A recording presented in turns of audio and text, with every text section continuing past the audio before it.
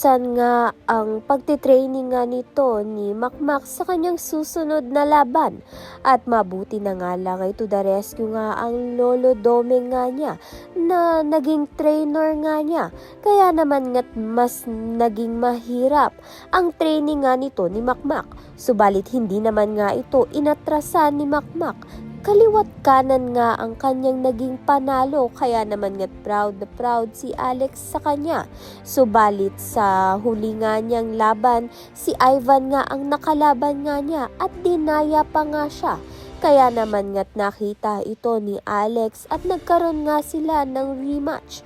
Subalit sa rematch nga ay magkakaroon na naman nga ng kadugaan dahil nagplano nga itong si Ivan at si Lance na gawan nga ng masama itong si Makmak. Tumawag nga sila ng sindikato upang ngang pagawayin nga itong si Makmak.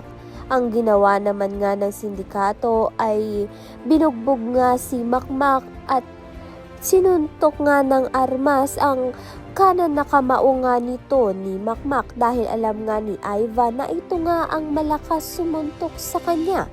Kaya naman nga't malalaman nga natin yan at iba pa ang dapat nating pakaabangan. Maraming salamat sa iyong panunood.